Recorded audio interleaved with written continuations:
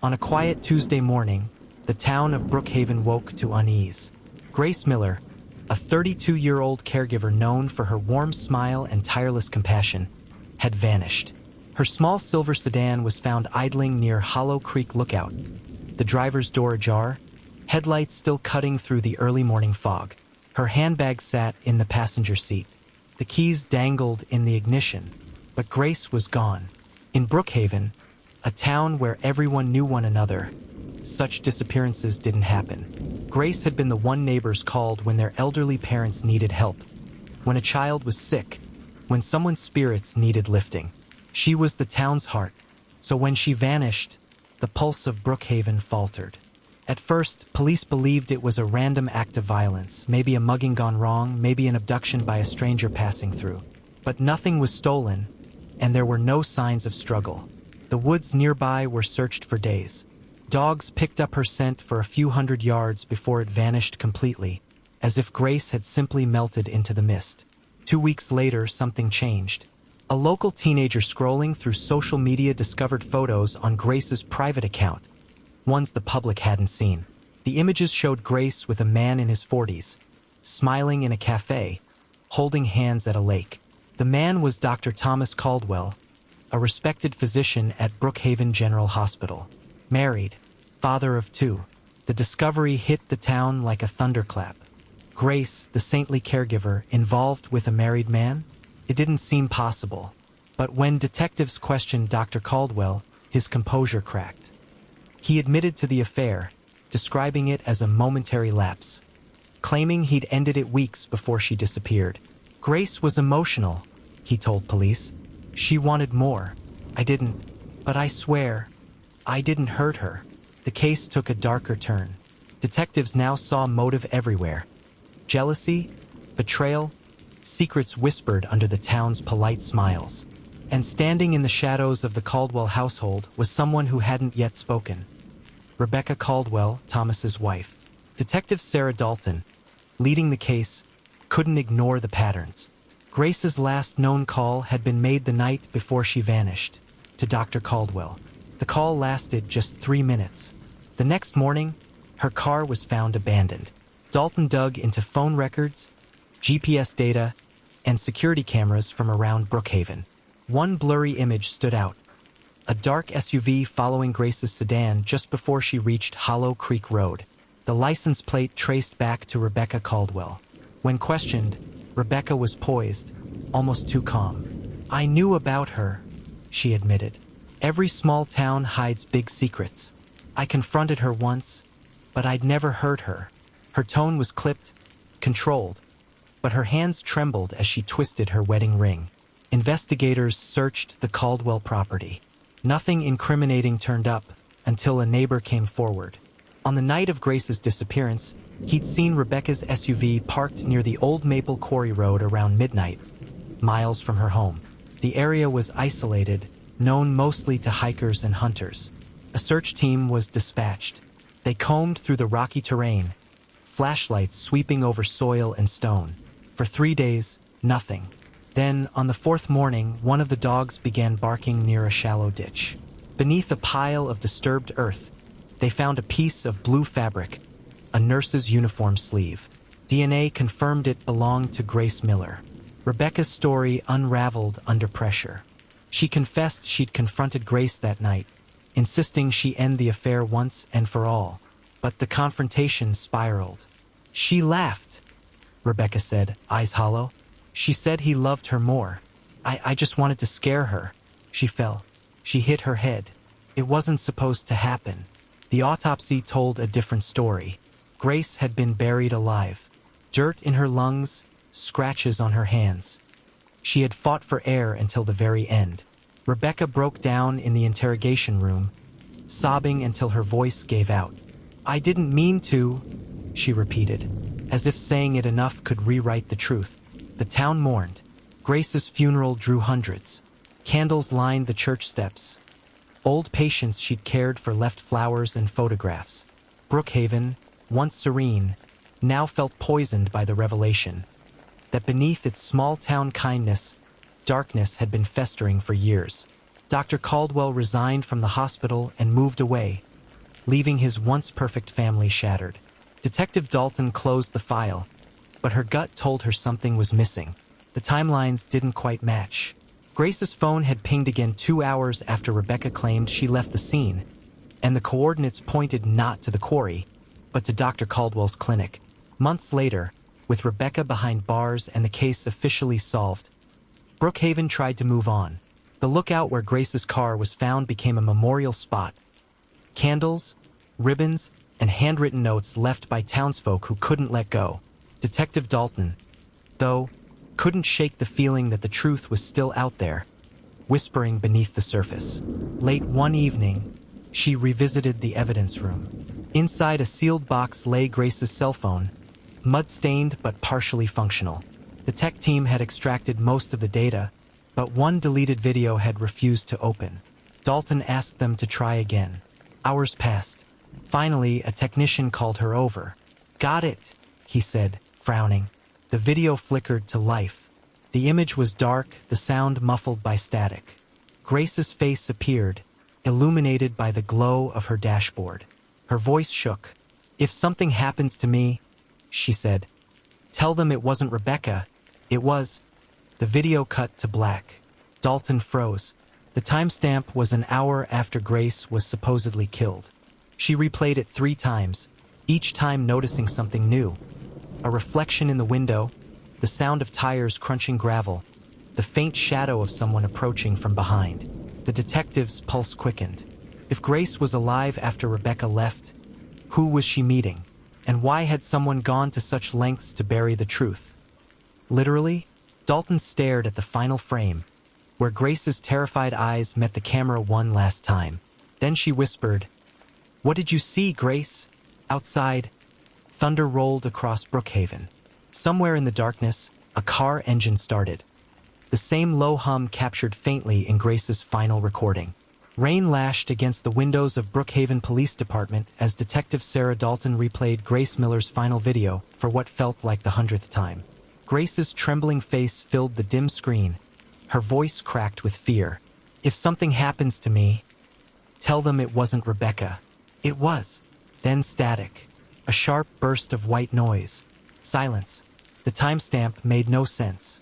Grace recorded the video an hour after Rebecca Caldwell claimed she left her alive in the woods, meaning someone else found her. Someone who'd finished what Rebecca started. The case everyone believed was solved had just ripped open again. Dalton reopened the file under a new name, Case 41B, the second hand. A forensic re-examination of Grace's car uncovered something the initial team missed: muddy footprints on the passenger side, larger than Grace's shoe size and bearing the tread of a hospital-issued shoe. Brookhaven General had a specific pattern on their footwear soles, one used only in their surgical wards. Detective Dalton's mind went straight to Dr. Thomas Caldwell. The missing hours in his timeline, his quiet departure from town, the subtle guilt he carried like a stain. When officers searched his abandoned clinic, they found a storage room sealed with police tape. Inside, dust coated the surfaces except for one metal drawer. On it lay a plastic ID badge, Grace Miller, Volunteer Nursing Aide. Dalton stared at the badge, her pulse hammering. If Grace's last moments weren't with Rebecca, could they have been here? She ordered a new forensic sweep. Blacklight revealed faint blood traces along the drawer handle and the tiled floor, traces that had been carefully wiped but not fully erased. DNA confirmed the worst. It was Grace's. Detective Dalton flew to Asheville, where Dr. Caldwell had supposedly started a new life. He was found working under an alias at a private medical clinic, living in a small rental outside the city. When Dalton confronted him, his composure crumbled. He looked older, gaunter, haunted. "Grace came to the clinic that night," he confessed quietly. "She said she was going to tell Rebecca everything. She was angry, desperate. I tried to calm her down." Dalton pressed further. "You were the last person she called, Thomas. You were with her after Rebecca left. What happened?" His hands shook. "I didn't mean to hurt her," he whispered. "She wouldn't stop screaming. She said she was going to destroy my family, my career. I just wanted to stop her. For a moment. But the truth came out in fragments." He had met Grace after she'd fled the confrontation with Rebecca. He offered to help her disappear, to start fresh elsewhere. But when she realized he was only trying to silence her, she'd fought back. The struggle turned deadly. He panicked. Instead of calling for help, he used Rebecca's earlier attack to shift the blame, ensuring his own hands stayed clean. Dalton stared at him in disgust. "You let your wife go to prison for a crime you finished." Caldwell lowered his head. It was already too late. Everyone thought she did it. Maybe she deserved it for what she started. But Dalton wasn't convinced that was the end. When investigators dug deeper into Caldwell's finances, they uncovered a string of suspicious transactions. Large sums paid to an anonymous account shortly after Grace's disappearance. Tracing them led to someone unexpected. Nurse Olivia Brandt, Grace's close co-worker and supposed best friend. Olivia had been the first to report Grace missing. She'd also been the one who first pointed suspicion toward Rebecca. Now, records showed she'd received $40,000 from Caldwell's account weeks after Grace's death. Dalton brought her in for questioning. The nurse's hands trembled as she spoke. "Thomas told me Rebecca killed her," Olivia said, eyes wide. "He said if I helped steer suspicion toward the wife, he'd pay me enough to leave town. I didn't know he killed her too." But when shown the deleted video, Olivia broke down. She admitted she'd seen it before the police ever recovered it. "She sent it to me," Olivia whispered. "Grace texted it to me right after recording it. I panicked and deleted it. I didn't want to be dragged into all of it." Dalton leaned in. Grace said, "Tell them it wasn't Rebecca. It was..." "Who did she name?" Olivia hesitated, tears streaking her cheeks. "She said it was Thomas, but then she said something else." Dalton frowned. "Something else?" Olivia nodded slowly. She said, "He's not who you think he is." Dr. Caldwell was arrested and extradited back to Brookhaven, where he was charged with second-degree murder, obstruction of justice, and conspiracy to falsify evidence. Rebecca Caldwell, serving a 25-year sentence, was granted a temporary retrial after the new evidence surfaced. But by then, years in prison had changed her. Her eyes hollow, her words cold. "I warned him," she told Detective Dalton during an interview at the correctional facility. "Thomas always had a darkness in him. Grace just brought it to the surface." Dalton left the prison uneasy. The case seemed solved, yet something gnawed at her. The phrase echoed in her mind, "He's not who you think he is." Later that night, Dalton sat in her car, flipping through Grace's recovered phone data. Among the recovered messages, she noticed one last text, one never seen before, sent moments before the fatal video. It was addressed to an unknown number saved as T. The message read, "If you're reading this, I did what you asked. I told him. Now leave me alone." Dalton's blood ran cold. The timestamp was the same minute Grace vanished. She quickly traced the number, but the lookup came back incomplete. The carrier listed it as a burner phone, active for only one day. The location pinged from within Brookhaven Police Headquarters. Dalton froze. Someone inside her own department had been in contact with Grace that night. The lights in her office flickered. From the evidence board, Grace's smiling photograph stared back at her, the same smile that had fooled everyone in Brookhaven. Dalton's phone buzzed. A message appeared from an unknown number. "Stop digging, Sarah. She isn't the only one who vanished." The detective's heart pounded. She looked out the rain-smeared window into the dark street.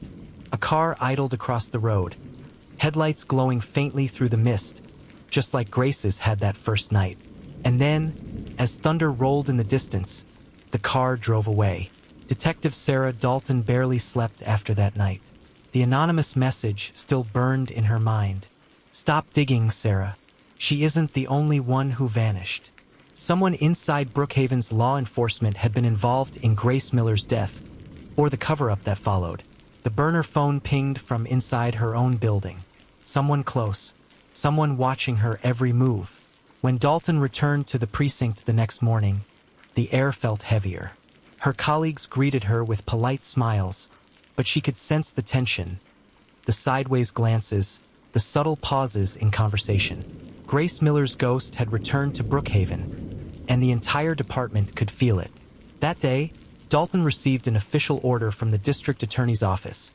She was to cease all further investigation into the Miller case, citing closure and lack of actionable evidence. But Dalton knew what that meant. Someone powerful wanted this buried again. Determined to uncover the truth, Dalton reviewed archived case notes from the night Grace disappeared. One report stood out, a witness statement never followed up on. A truck driver, Eddie Marks, claimed he saw a police cruiser parked at Hollow Creek Lookout shortly after midnight, before the disappearance had been officially reported. The officer, he said, was talking to a woman matching Grace's description. When Dalton checked the duty roster, one name appeared where it shouldn't have been. Sergeant Dale Hargrove, her superior officer. The same man who had mentored her when she first joined the force. Dalton's stomach turned. Hargrove had led the original investigation. He'd been the one to discover Grace's abandoned car and first pushed the theory that Rebecca Caldwell was responsible. Could it be possible that the man she trusted most had manipulated the case from the start? Dalton began to move quietly, working after hours, keeping her findings off the department servers. She obtained a warrant in secret and searched Hargrove's storage locker at a facility outside town. Inside, under an old tarp, she found a sealed evidence box labeled Miller Property. The official version of this box was supposed to have been logged and destroyed years ago. Inside it were items missing from the official evidence list. Grace's second cell phone, the one registered under her alias Lydia Moore, a small flash drive, a photograph of Grace and Hargrove, standing together at a charity event months before she died. Dalton's breath caught. Grace and Hargrove had known each other. She plugged the flash drive into her laptop. On it were encrypted files, but one video played surveillance footage from the night of the murder. The timestamp matched the night Grace vanished. The video showed Grace standing beside her car, frightened, arguing with someone just out of frame. Then the camera shifted slightly, revealing a figure stepping forward, Sergeant Hargrove. Grace's voice trembled through the static. "You said no one would get hurt, Dale. You promised." Then came his reply, calm and chilling. "And no one would have, if you'd just stayed quiet." The footage ended abruptly. Dalton leaned back in her chair, heart pounding. Grace had been blackmailing Hargrove, likely over something darker than an affair. Further digging revealed that before her death, Grace had discovered evidence of corruption inside Brookhaven PD. A secret ring involved in falsifying reports, taking bribes, and covering up local drug trafficking routes. Hargrove had been at the center of it. Grace, in her role as a caregiver, had stumbled upon something she shouldn't have. One of her elderly patients was the mother of a known dealer. She'd overheard conversations that connected Hargrove's unit to the ring. When Grace confronted Hargrove, he tried to silence her. When she refused, he manipulated the situation, letting Rebecca's confrontation provide the perfect scapegoat. When Dr. Caldwell panicked and finished the job, Hargrove ensured the case stayed solved. But Grace had recorded her final message before he could destroy all the evidence. A desperate attempt to warn the world that the real monster wore a badge. Dalton knew what she had to do. She sent the video, the flash drive, and the evidence file directly to a trusted journalist outside Brookhaven. Someone who wouldn't be silenced. The story broke 3 days later. Headlines across the state read, "Brookhaven Police Sergeant exposed in true crime cover-up. The real story of Grace Miller." Public outrage exploded. Hargrove was arrested while attempting to flee town. When confronted, he confessed to tampering with evidence, obstructing justice, and conspiring to conceal Grace's death. His final words during interrogation were cold. "You think this ends with me? You have no idea how deep it goes." Grace Miller's name was finally cleared. Rebecca Caldwell was released after serving 3 years of a wrongful conviction. Dr. Caldwell, too, faced justice for his role, sentenced to life for his part in Grace's death. The town of Brookhaven mourned again, not just for Grace, but for the innocence it lost. At the memorial by Hollow Creek, candles flickered in the cool autumn breeze. Grace's photograph stood at the center, surrounded by flowers and notes. Dalton placed the recovered ID badge beside it and whispered, "You didn't vanish, Grace. You made them see." But as she turned to leave, a patrol officer approached her, holding a small brown envelope. "This came for you, Detective," he said. "No return address." Inside was a single Polaroid photo, grainy and aged. It showed Grace Miller, smiling, standing outside a motel. Behind her, blurred but unmistakable, stood another man. Not Hargrove, not Caldwell. Written on the back were 4 words in red ink. She wasn't the first. Dalton's hand trembled. The air around her seemed to grow colder. She turned toward the dark woods of Hollow Creek, where it had all begun. And for the first time, she wondered if Grace's story was only one chapter of something much larger. The wind whispered through the trees, carrying a single haunting echo. Tell them it wasn't Rebecca. And somewhere, far beyond Brookhaven, another file was quietly opened, Case 52A, the Hollow Creek Disappearances. The story of Grace Miller became a nationwide true crime phenomenon. Documentaries, podcasts, and news specials revisited the mystery that shattered Brookhaven's peaceful facade. But for Detective Sarah Dalton, it was never about fame, it was about the truth. In the end, justice came at a cost. Brookhaven would never be the same, and neither would she. Grace's name was cleared, but her shadow, and the secrets she died to expose, lingered in the town's bones. And though the case was officially closed, Dalton kept one reminder framed in her office. Grace's final words from the recovered video. "If something happens to me, tell them it wasn't Rebecca," she had, "and the world would never forget."